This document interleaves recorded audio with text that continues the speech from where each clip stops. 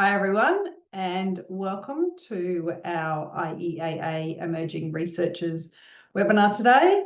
My name's Amanda Daly and I will be your host. So we're just getting started. I can see Kit has put a little post in the chat. Now, just in case you've missed the message, today's session is being recorded that you can access later on, and you can share with colleagues who may also be interested in research-related careers in international education. Can we click to the next slide? Sorry. So, in the spirit of reconciliation, IEA acknowledges the traditional custodians of the lands on which we're all based. I'd like to pay my respect that I'm here today on Gubbi Gubbi country and acknowledge all elders, past and present, and extend that to all Aboriginal and Torres Strait Islander people with us today, acknowledging that we are on a place of learning and that we are blessed to have continual input from their knowledge in all of our practices each day. So as I said, I am the host for today's session, and I'm really excited to be joined by several colleagues. I'm also the chair of the IEAA Research Committee's Emerging Researchers Subcommittee, and we are a group of people who meet quite regularly and talk about all things about enhancing our research connections, building that bridge between practice and academia research, and how we can all work together. So today I am joined by, if I got the next slide, by three wonderful speakers who are willing to share their experience and their backgrounds and their journeys. So we've got Jonathan, Ellie, and Sarah. Now, rather than me introduce each of them, I'm going to let them introduce themselves. And I forgot to mention also that if during the session you have any questions, down the bottom we have a Q&A. If you can post any messages or any questions you've got in there, and then that will be shared through the group. So I'm going to get everyone to introduce themselves, sharing a bit about their experience in international education and research, talking a bit about their doctoral studies and how they've got to this space. So I'll start off with Ellie first, and I'll go through everybody, and then I'll give my little background as well. So Ellie, I'll speak with you, and then Jonathan, and then Sarah. Perfect. Thanks, Amanda. Hi, everybody. Good morning. Selamat pagi. I'm actually dialing in from Yogyakarta over in Indonesia today. Nice to see some of my Australia Awards colleagues online as well. So thanks so much for the opportunity to IEAA to come and speak in this webinar. It's always great to be sharing in these sessions. So my name is Eleanor, but everyone calls me Ellie, so that's me. But my background, when you add it all up, we were thinking about this the other day, how do we get started in international education? It's actually been about 17 years now that I've been working in international ed. And for me, it really started from, like many of us in the sector, from being an international education student myself, studying abroad in Indonesia 20 years ago this year. And then I continued working in the sector. I've also worked in development, so I kind of straddle in the two sectors. So working for the UN, working for Oxfam, doing a few different things there. But with international education, it was really the country director role that I took up with ACICI's, or the Australian Consortium for In-Country Indonesian Studies, which some of you on the call are familiar with. Which sends Australian students to Indonesia for short course programs and semester-long programs, as well as internships. That was really what kind of, I guess, kickstarted my kind of interest in research in particular. And what I found out through that was really that the experiences that our students were having in country were really diverse and really varied, but also so were the experiences of their host communities that were hosting them. So in this case, it was mainly across Java that we were working, but also in Bali and other places too. So I kind of took that home with me back to Australia, and I thought I really, had this question that just kind of kept bugging me, and I really wanted to unpack that a bit more and to start to understand, why do we know so much about students' experiences but we don't know so much about host experiences. So that really drove my research and an interest in wanting to do a PhD, which I'd always wanted to do, but it was just waiting for the right time when I might want to start that. So, fast forward to the beginning of 2020, great time to start a PhD. But I was at ANU, I enrolled in my PhD there, and just spent 4.5, 5 years, 4.5 years, 5 years all up. I've just graduated a few months ago. But yeah, really looking at how programs like the Australian government's New Colombo Plan scholarship scheme and programs like Achichi's, how they impact Australia-Indonesia relations from the perspectives of students and also of host communities. So yeah, and I guess as a career move, it was really about, I've always wanted to be able to work in sort of both camps as a researcher practitioner. Unlike others, I didn't do the PhD necessarily to go on to work solely as an academic. I really like working with government. I like working on policy. I like working with colleagues at universities who are kind of at the coalface of learning abroad. So I really wanted to keep sort of one foot in both camps, and I found that a PhD has been able to, to help me able to do that. So, yeah. Thanks, Ellie. Over to you, Jonathan. Thank you, Ellie, and thank you to the panel for IEA for inviting me here. My sort of journey into research and training education, as someone saw, is I have an eclectic career where I've sort of moved backwards and forwards across the different between research and practice. So I got my start in international education as a gap year student in Africa, taking high school students across the South Africa-Botswana border. And it's sort of an indelible history of international ed for me 20 years ago, trying to get groups of 15-year-olds through an international border. So that's sort of where I started. Because I finished high school and I took a year off. I went to Africa and China and did that thing where you sort of backpack around and get a job and do that sort of stuff. And I came back to Australia and I did a Bachelor of Media, where I spent a year in LA as an exchange student, where I got sort of hooked on this new method called ethnography and anthropology. And I was like, oh, this is so cool. This is so good. So I did that. I came back to Adelaide for a year and got my piece of paper, as my parents would have demanded of me. And then I went to Sydney and did a Master of Applied Anthropology with Macquarie, which is very much an applied degree aimed at people working across industry and in academia, and through lots of sort of random circumstantial areas, ended up doing my fieldwork in Shenzhen, in China, working with factory managers, looking at sort of how they brought management practices in and out of China from Hong Kong, as a very green, very new anthropologist, which is always an interesting thing. And then I went back into the university sector after that for 2 years, because as we all probably come to the theme, I needed money. So I worked for University of Western Sydney and then University of Sydney in study abroad and exchange and student support. And then I really had this burning question from my master's fieldwork about Hong Kong and Shenzhen. And so I took it off. I got the first PhD I applied for was with University of Oulu in northern Finland.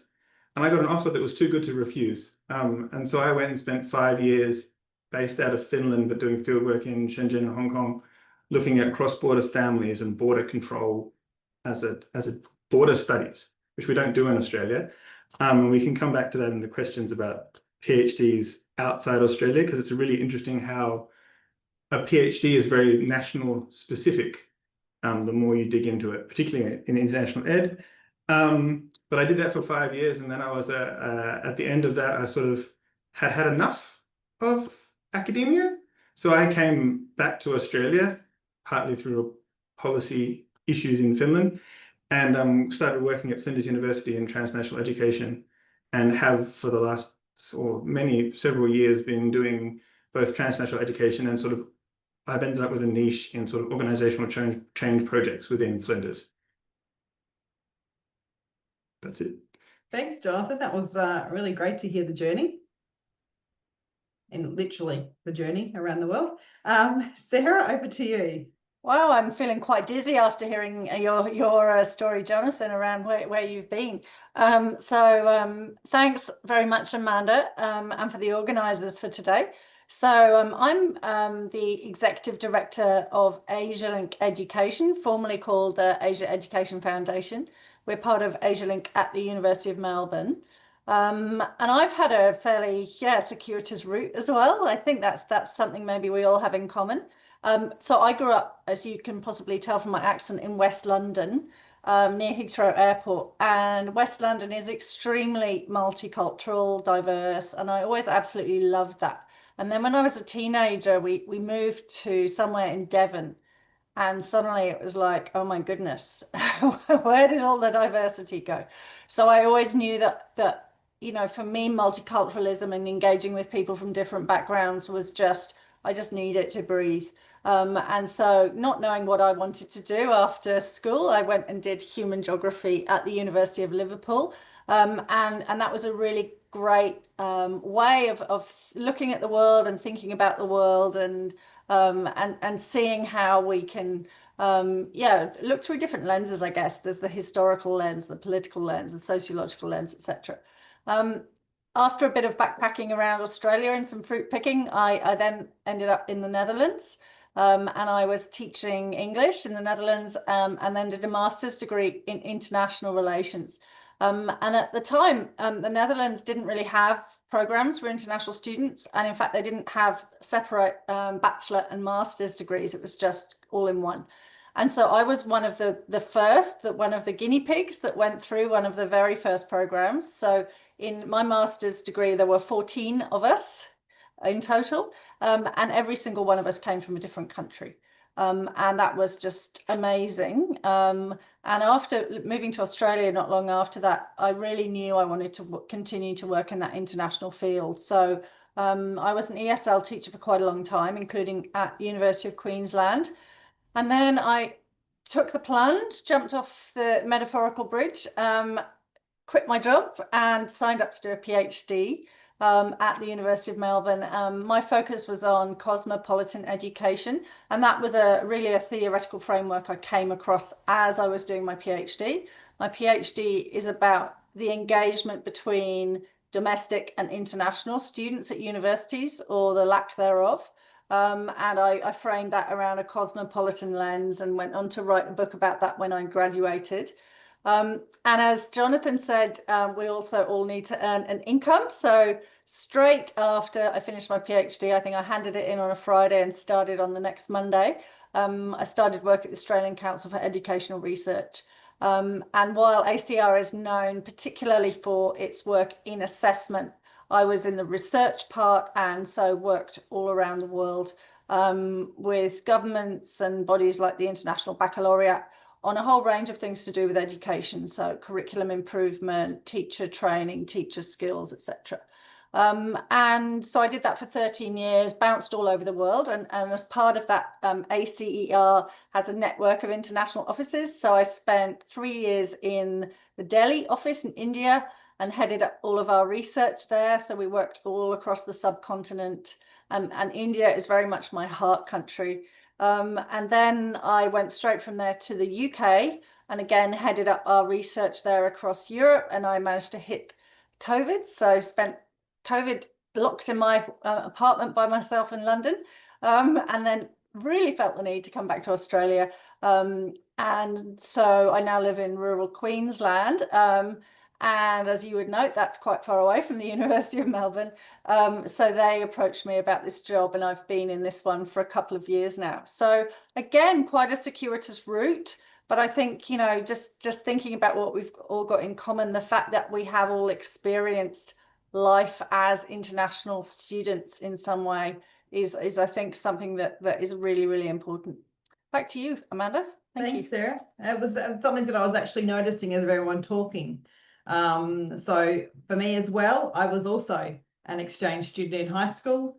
I studied in Germany. And then I think the other thing that I've taken from listening to the three of you talk is that there's not a set degree pathway that will necessarily lead into international education research. So for me, I'm a qualified speech therapist. That was my undergraduate degree, and I loved working with people from diverse cultures and supporting them as they were developing their communication skills in English, ignoring the diversity of skills that they had in many other languages, and sort of supporting them with that multilingualism. And so I came across the idea of doing a PhD by pure chance. Someone said, you should do an MBA. So I said, why not? And then I did some research around recruitment of migrants and the challenges of communication that can appear, that can disadvantage them in the way that monolingual culture might interpret people in sharing their skills. And then someone said, oh, you should do a PhD. At that point, I was doing some casual teaching work and loving it, and thought that academia was for me. And so I said, sure, I'll do a PhD. And for me, the idea of my topic came about the fact that so many institutions were saying, you should study abroad, it's great for you. And I said, is it? How is it? So that was the focus of my research, looking at Australian and New Zealand students studying abroad and their experiences and the impacts of that. So I've stayed in academia. Previously, I was teaching in the business field, and now I've moved more into an enabling pathway field to support students to transition to university, and absolutely loving that space, but still doing a lot of work around international education and policy, supervising honours and PhD students in that space. So I think, we've got such diversity, but we can still be looking at different ways of researching in international education, which leads me to my next question. How do each of you now use your research skills and your background in your current roles? So this time I'm going to start with Jonathan, and I've got Jonathan to pass it on to Sarah and then Ellie. And I'll work out how to unmute myself. Yeah, so I was fairly privileged to be trained in sort of the traditional ethnographic, long-term anthropological fieldwork methods, probably in a little bit of a bygone era, to be honest. And so for me, what I use every day is those observing, note-taking skills, that sort of ethnographic practice to sort of see how organizations fit together. And I've sort of what I sometimes call the ethnographic eye, sort of that idea of looking at the organizations holistically. So in my work, which is often about like supporting organizations to change, I use those techniques. And I think one of the things, and I'll pass after this pass to the other, is I'm observing how those techniques are filtering back in through business schools, back into sort of that business practice. But it's really interesting to come from it with that theoretical background merging with as it comes sort of around through business schools back into professional life at universities. Over to Ellie. I'll pass it on to Sarah. Sorry, I got it wrong. That's okay. Thanks, Jonathan and Amanda. An interesting one for me, because I've come out of, kind of 15, 18 years of really hardcore, solid research. And now I'm in a leadership role where we're leading program implementation. And when I initially started, I thought, oh, I'm really going to miss research. And I do miss doing hardcore research. But to be honest, I think the skills that you gain in research come into an awful lot of things. So an obvious one for me is monitoring and evaluation. So we're implementing programs with students, so primary school, secondary school, teachers, school principals, and also emerging leaders from all around the world, and particularly Southeast Asia at the moment, and South Asia. And so we do a huge amount of monitoring and evaluation, and I guess I'd never really thought about it. It's so easy for me to sit down and create a survey and analyze data, and but I'm actually doing that all of the time. And then I think the other thing that we do is a lot of program design. You've really got to be aware of what's happening. So that ability to just do a very quick lit review and kind of hit the ground running and come informed, and using empirical evidence to inform things, I think is important. And something I learned really that was really valuable for me in my PhD. So my supervisors, I really lucked out with supervisors. So I had Simon Margins and Professor Mark Considine, who was just then Dean of Arts at Melbourne and then Provost. And Mark said to me one day, because I was just wanting to do interviews as my PhD methodology, and he said, no, you've got to earn your spurs as a researcher, as a social researcher. And by that, he meant it's important to do both qualitative and quantitative. And the quantitative was not my preferred methodology.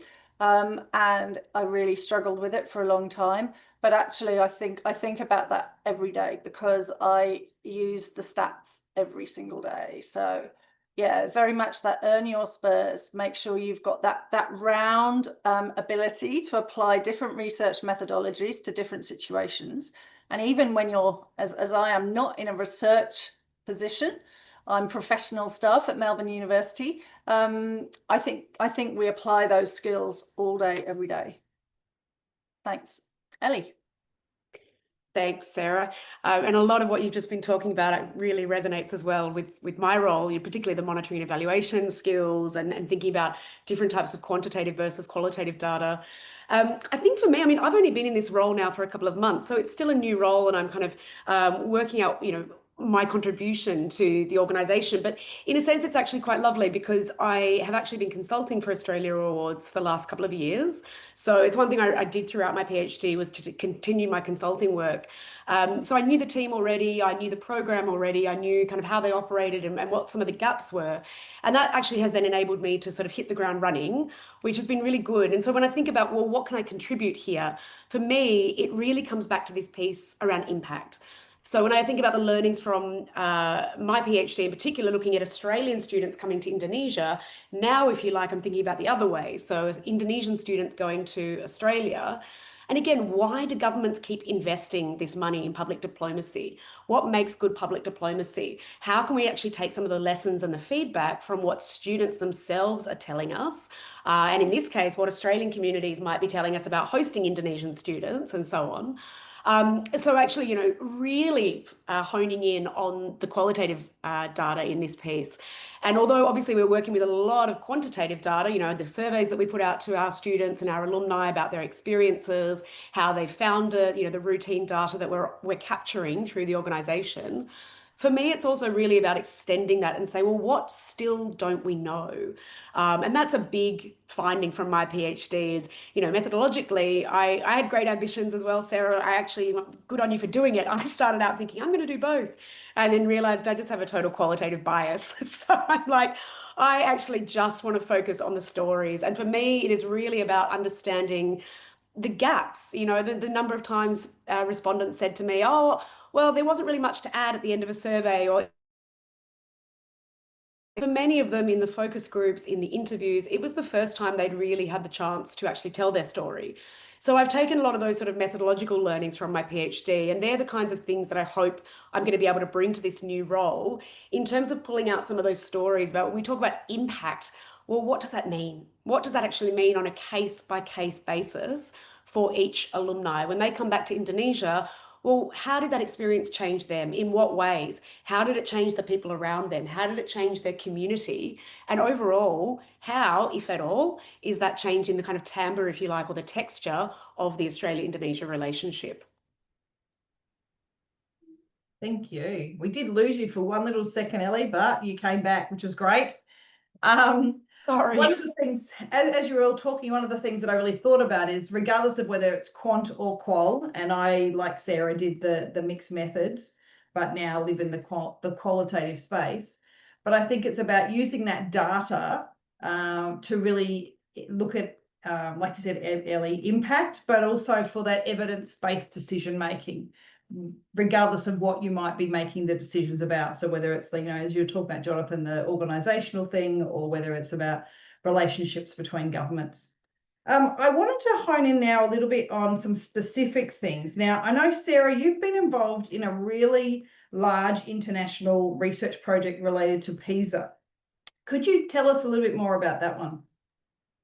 Yeah, yeah. I've been involved in a couple. So first of all is PISA 2025, which is happening right now. And I'm kind of glad I'm no longer involved in it because it's high stress. So with that one, we were really looking at, I mean, obviously PISA has been happening now for a long time, you know, quarter of a century. And so we were very much looking at how we could enhance the benefit of PISA for schools and for teachers. It tends to be, it's very, very popular with governments because they love the data and they love to be able to say, you know, X country is better than X country. But at the level of an individual school, that's kind of irrelevant information.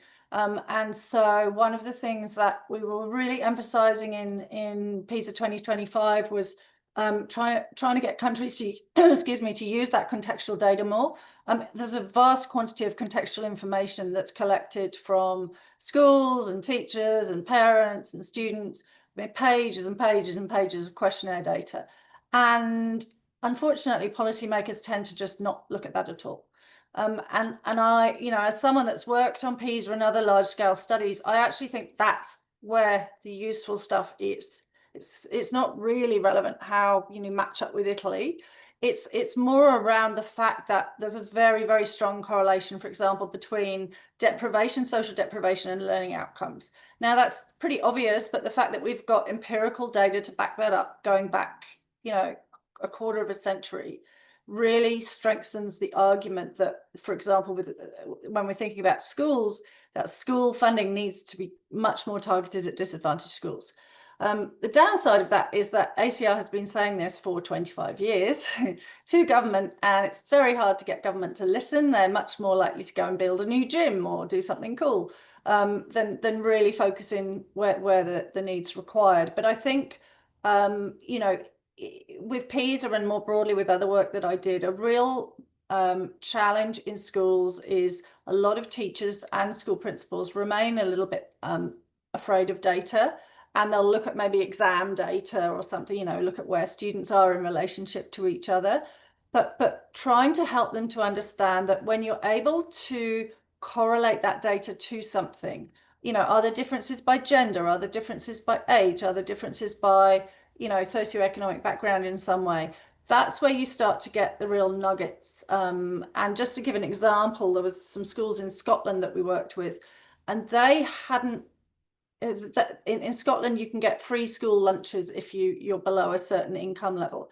And the teachers were working on the assumption that if you got free school lunches, you were an underperforming student. And we were able to give them the empirical data that said that that was not the case. And they were like, oh. And of course, that assumption had completely colored the way that they engaged with those students. And so I think that, you know, trying, and I guess we're still trying to do it now, trying to get people in the education community to stop making assumptions and to actually look at the data. What does the data tell you? Not just in terms of percentages, but what are the characteristics of students and schools and teachers that are performing really well? What are the characteristics of the ones that are not? And if I may, just very quickly, we did a similar study to PISA, but for universities, and that was 17 countries, called a HELO. And we looked at the learning outcomes of students in engineering and economics. And it was inversely correlated with the rankings of universities. So that program was quickly stamped on and never saw the light of day again, because that was very politically unpalatable. But I think there's a huge amount of power in that data. The fact that that was able to say, no, just because you go to a low ranking university, that has no correlation whatsoever with learning outcomes. And we were really looking at the ability of students to apply what they'd learned at university to real world problems. So that was an immensely powerful finding that could really, had it been allowed to really go further, could really have shaken things up in the higher education system. And so I think it's an ongoing challenge when you've been in research to try and get people to use empirical evidence and not just jump at things. And certainly working with policymakers, not just in Australia, but around the world, there is a real tendency for them to just jump at things that are politically convenient.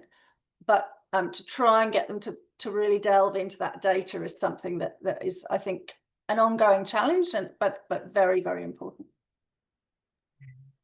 That gives me a nice segue to the question I've got for Ellie. So your research has the potential to be really impacting, you know, international education policy.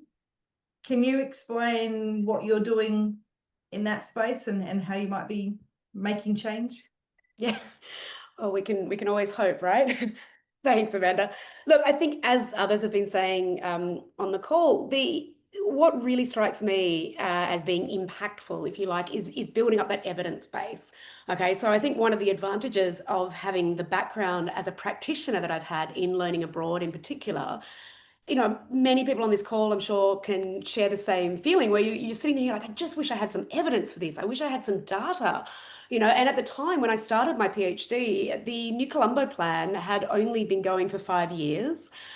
We didn't have a lot of data and we didn't have a lot of empirical evidence about the experiences of students, about the experiences of host communities, especially.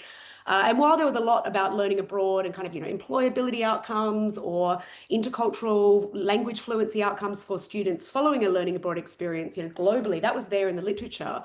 There really wasn't a lot for Indonesia. So I sort of looked at it from that gap and thought, well, what can I say about this, from a research perspective? But then how can that feed back to government? As I said before, I never sort of started a PhD simply as an academic exercise. I always had the hope that it would speak to government, that it would also speak to university policymakers. When we think, I guess probably from having been on that university side of things where you're designing new programs, you're working with the academics, you're working with the international officers, and you're thinking, what's going to be a good program? What is a good program? What makes a good program? How can we actually feed what the students and hosts are saying directly into that programming piece and into that policy piece for universities and government? So I think I was very lucky throughout my PhD that I had several opportunities to present my research findings with both university practitioners and also with the government, with the Department of Foreign Affairs and Trade, DFAT, who manages the New Colombo Plan scholarship. So there were opportunities, to present my findings with, the Southeast Asia desk, with the Indonesia desk at DFAT, but also with the NCP team and to meet with them regularly. And things like the New Colombo Plan Alumni Forum to share with my research with the alumni, but also to hear their experiences and to kind of brainstorm, if you like, a little bit, and then to feed that back. But towards the end of my program, I'd actually just submitted last August, and then late last year I was invited to be on the external advisory group for the New Colombo Plan after Minister Wong made announcements that there were going to be reforms to the NCP this coming year. There were roundtable consultations that were taking place around Australia, and I was invited by the former Assistant Foreign Affairs Minister, Minister Tim Watts, to participate in that. And that was really, it felt like a real endorsement, if you like, for my research and for what I'd been finding out through my study. So not only were we then able to go and hear from practitioners, hear from alumni, hear from key stakeholders, their views for shaping the program and to bring that feedback in, but I was also able to directly shape some of those discussions with findings from my research, particularly around costings, value for money, and some of the public diplomacy findings from my research as well. And that was a very proud moment, I think, as a researcher practitioner. Absolutely. I can resonate with that one. All right, Jonathan. So in your current role, you've got first-hand experience of research impacting international education practice. Can you tell us a bit more about that one? Sure. So I've been sort of out of full-time research in the sort of hands-on space for a lot longer than some of the other panelists. And so one of the things I do in my role is work hand in hand with academics to sort of develop curriculum to be taught overseas and leveraging that research. And so one of the things I want to point out is that the literature there, I use it as the art of the possible. So I see those research, so that what you see in journals, one of the things I've observed is that it takes so long for research to be produced that often like Elliot has a privilege of being able to get the research to the people very quickly. That's very rarely, that's not always the way. But what I found really useful is to see those research articles as sort of examples to, particularly in this example, working with lecturers who've got to go teach overseas, this is the art of the possible. These are expanding your options for doing things. And these are people who have done it before and they've documented how they've done it so that you can use that to leverage that. So I've used that in a number of different settings in the organization here at Flinders to sort of say, people will say, oh, we can't do this because it hasn't been done before. But what the research does, and the world of research out there does, is it gives you these sort of really effective case studies about what other organizations have done that you can then leverage to do your own work. So for example, and I hate to bring up COVID because it's a bit of a trigger, it needs a trigger warning, but one of the things I was involved in was that transition to online delivery. And I was like, if it wasn't for being able to access those examples of previous people who had done effective online delivery, put them in front of lecturers. And so, no, it is actually possible to do things this way. There are other people who have done it. We will never get the same results because time is always different, but research is, and the legacy of research is the art of the possible. Yeah, I mean, thank you. I think as we've just seen, there's some really different ways of applying your research and what it can mean and where you can take it. So yeah, different pathways coming in and different pathways going out.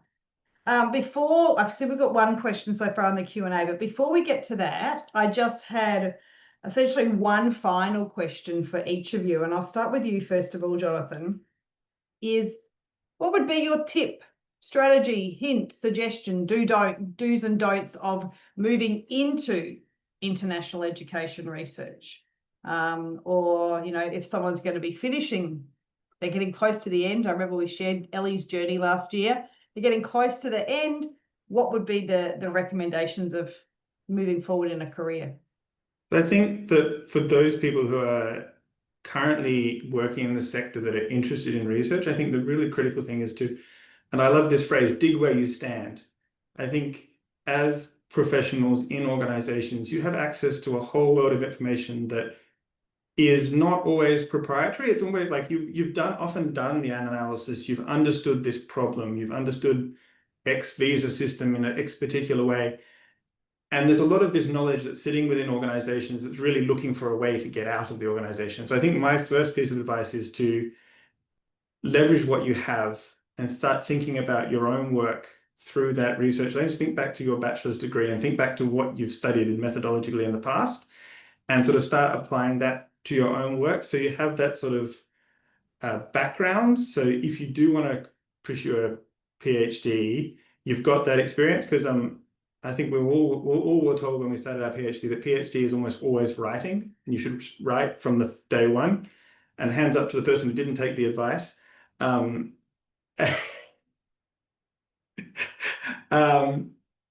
But I think if you're interested in it, it's getting to use what you know now to start writing. So you've got that confidence to leverage your work.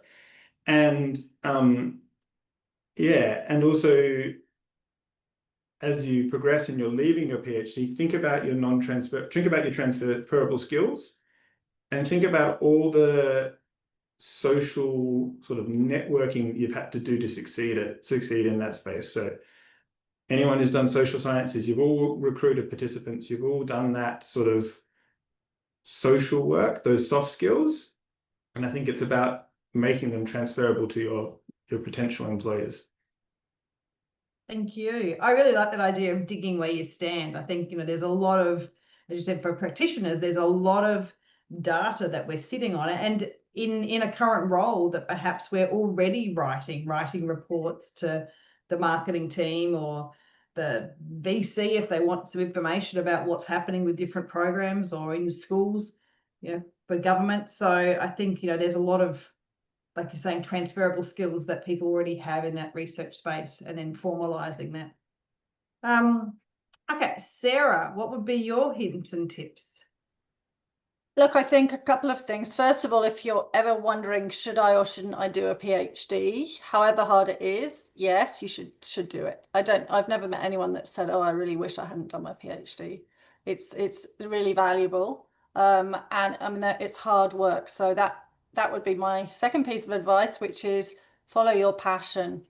PhDs are incredibly hard work and very lonely journeys for many of us. And if you're not passionate about it, there's just no point because you're not going to keep going.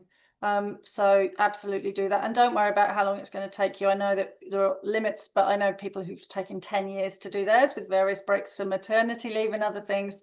It's just getting it done, and don't expect that it's going to be that your PhD is going to be revolutionary. It's just something to get done, get out of the way, because the whole process is about the skills that you'll gain, and you know how useful they're going to be, as you've heard from the three of us, that we use them in really, really different ways.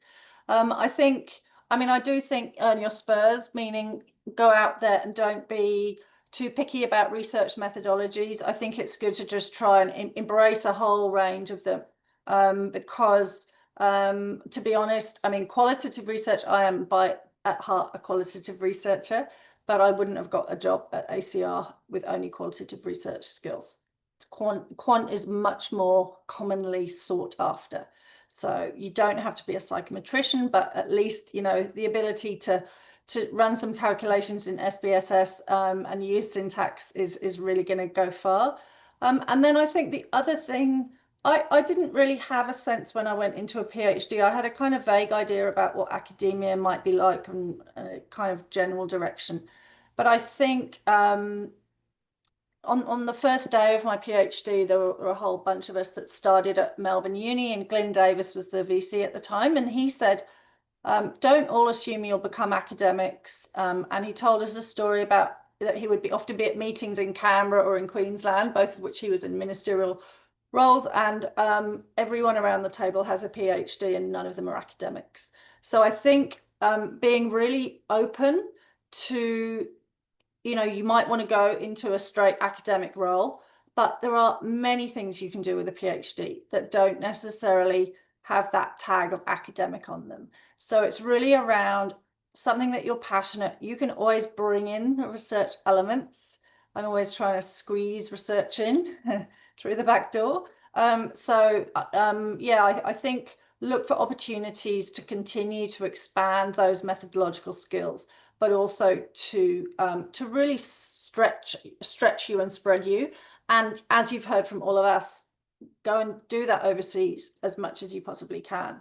So any opportunity to do a secondment or a transfer or spend some time in another country, again, you're never going to regret that. And when you get as old as I am, it becomes a lot more challenging once you've got a mortgage and all those sort of things.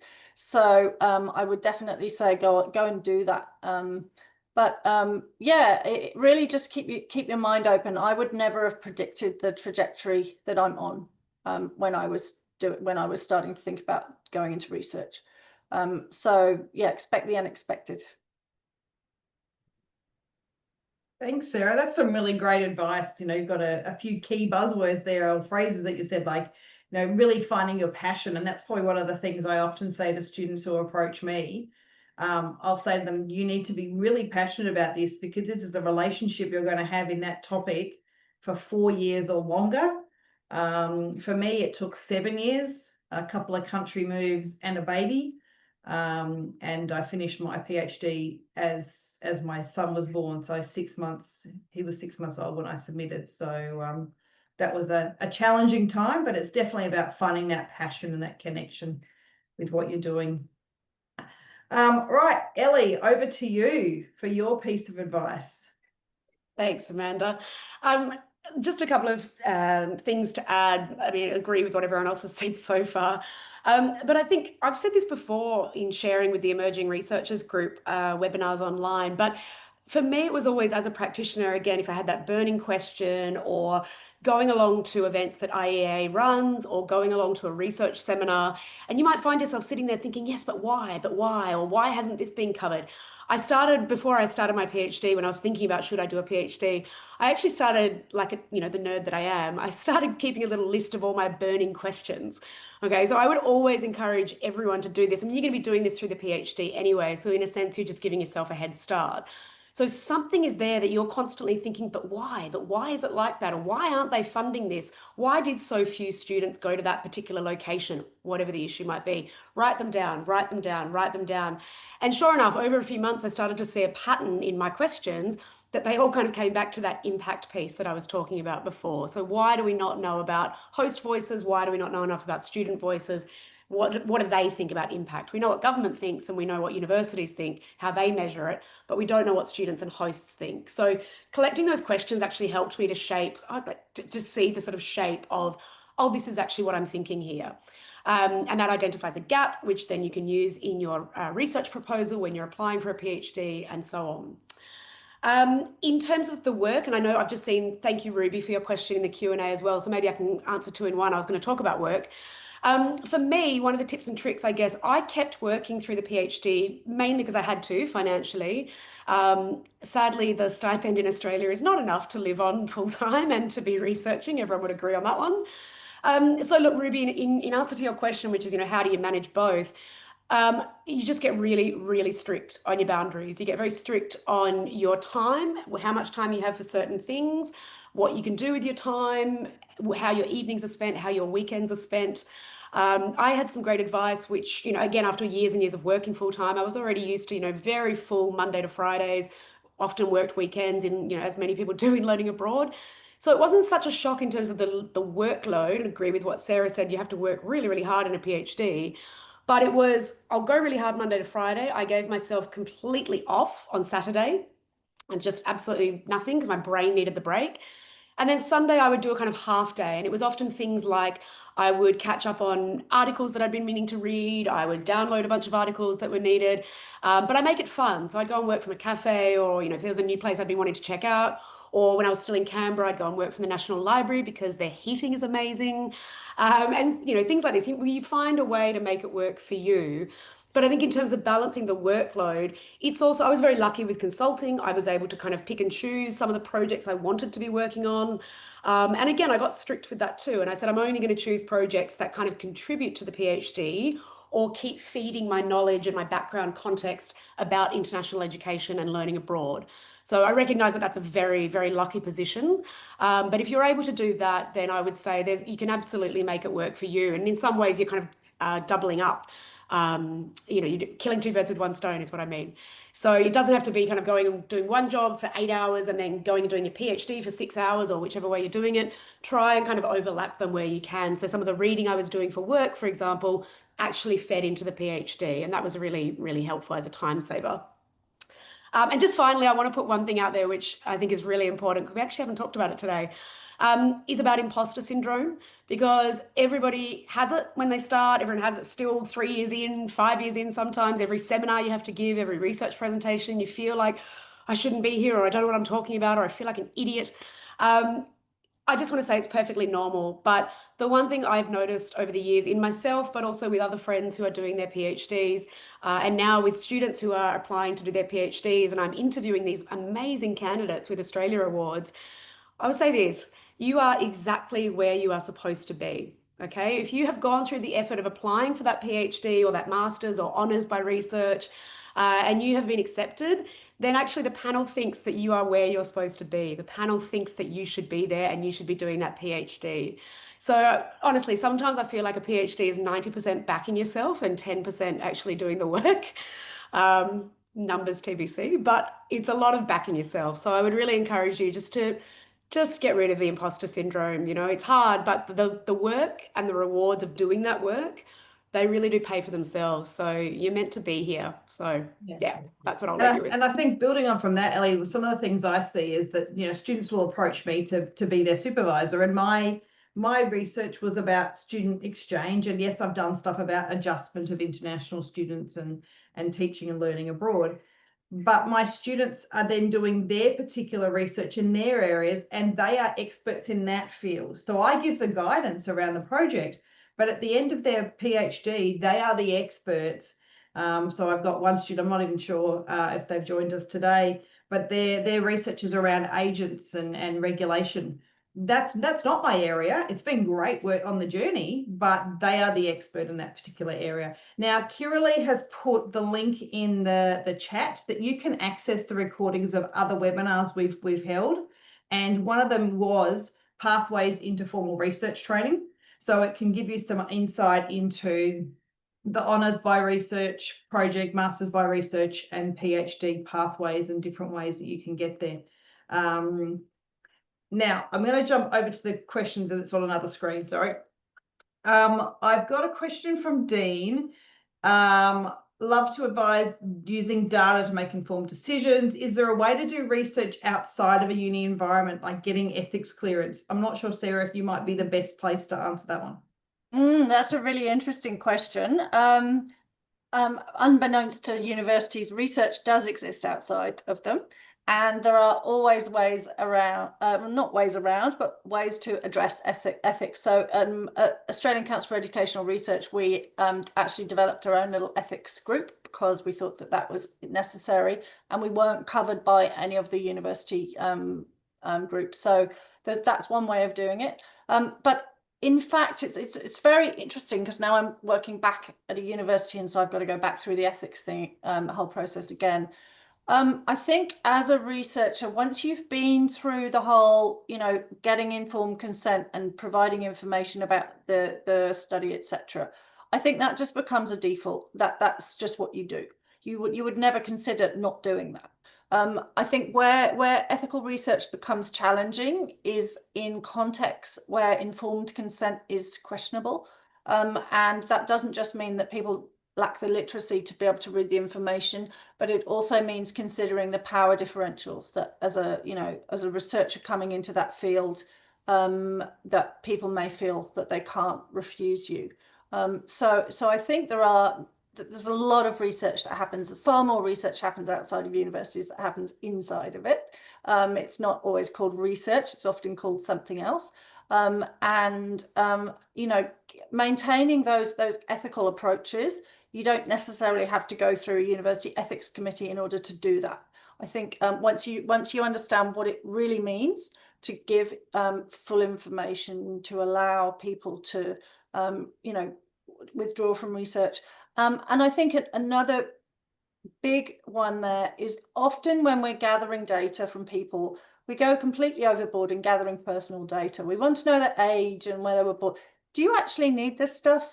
So I'm always saying to my team, what are we going to do with that information? If we're just collecting it because every survey they've ever seen has got asking for that information, you actually don't need it. So I think the other ethical part of research is whenever we're gathering data from anyone, whether it's qualitative or quantitative, only ask of what we actually need and don't ask for lots of other stuff that we're actually never going to do anything with. And for me, that's a really important part of an ethical researcher. Don't waste people's time.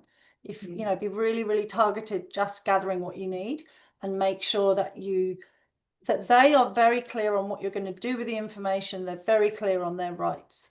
And how you approach that may be slightly differently to what you do under the auspices of a university ethics body, but basically, it's very, very similar.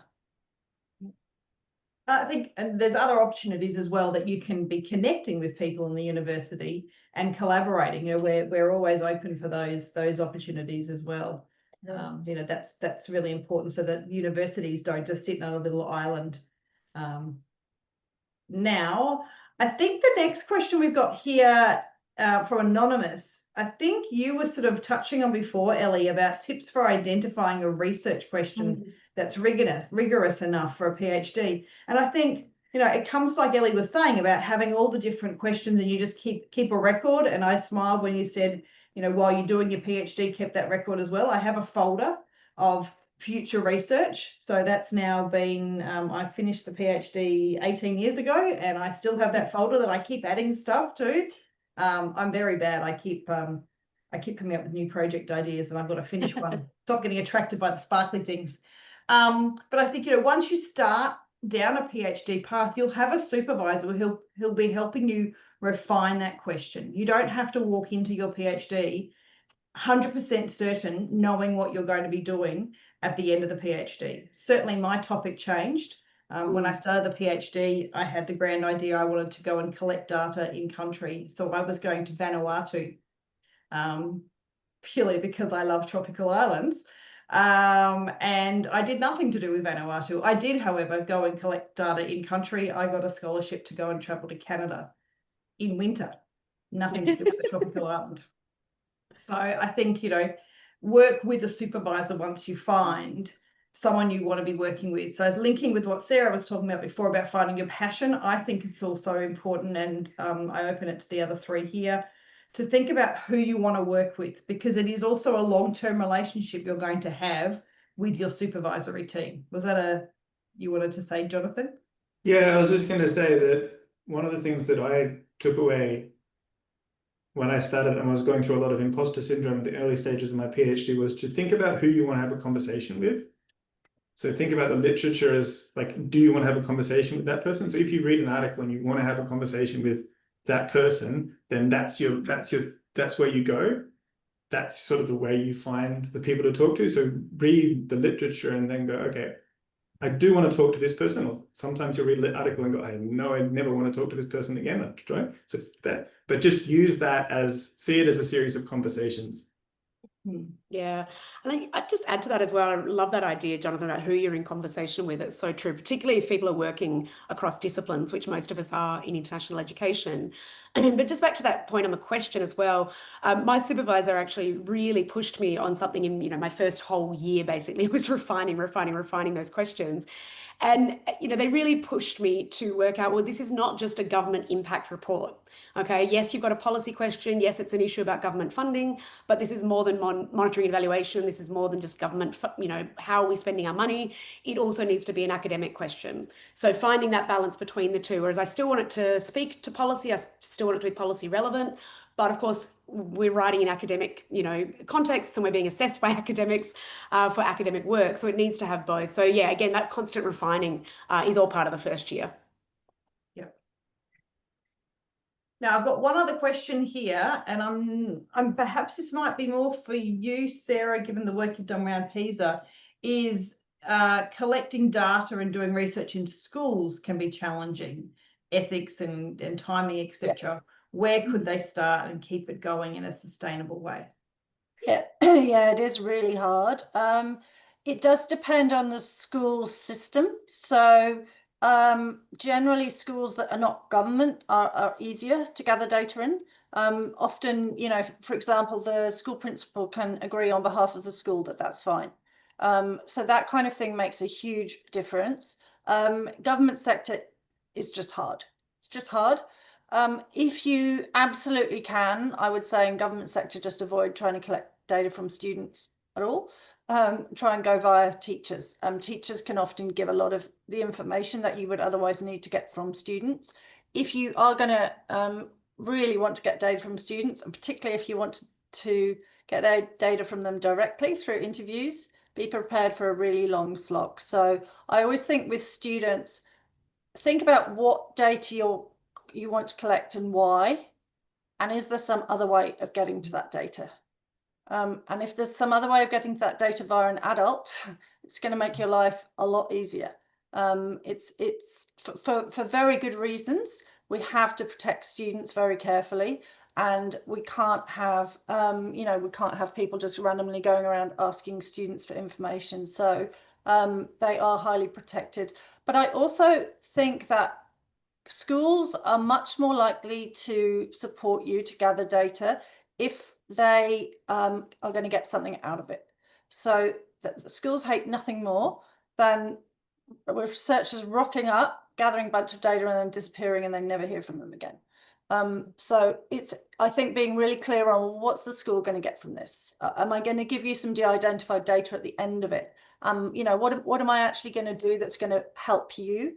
So I think if schools can see, oh, this is actually going to be really useful for us, that changes the whole conversation. And it's amazing how things can work then. It's very likely that you will never actually get access to a student. It will all be through via a proxy. So for example, survey tools, we may send out Qualtrics links to a teacher who then sends them out to students. We never know anything about the students. And that's the safest way really to do it. Personally, I don't want personal details from students. I just don't want to have the responsibility of holding that information. So that would always be my preference, would be to go via an adult, leave it up to the adult to distribute, for example, survey links. And again, in that survey, you might want to know if they're a boy or a girl, but beyond that, you really don't need to know much more about them.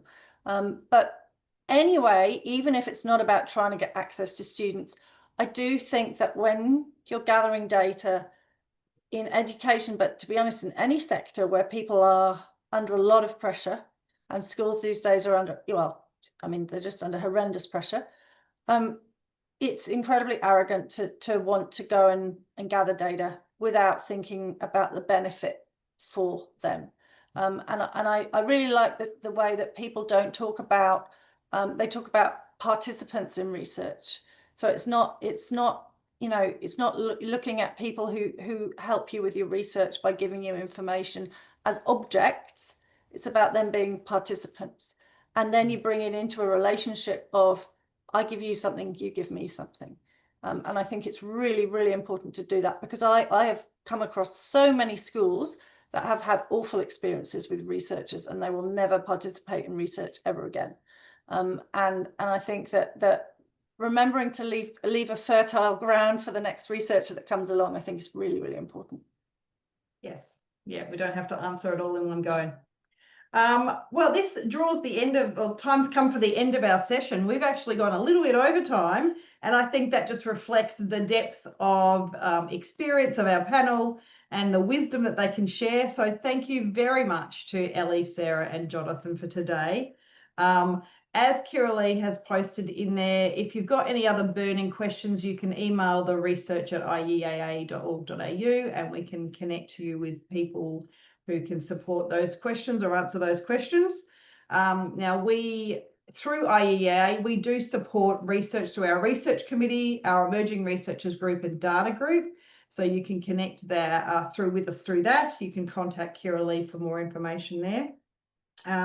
As we said, this webinar has been recorded. You can access it later if you want to review anything further. And we will be holding another IEAA Emerging Researchers webinar later this year. So we'll make sure that you can receive the details for that and join us then. Thank you everyone for coming along today. Thanks, everybody.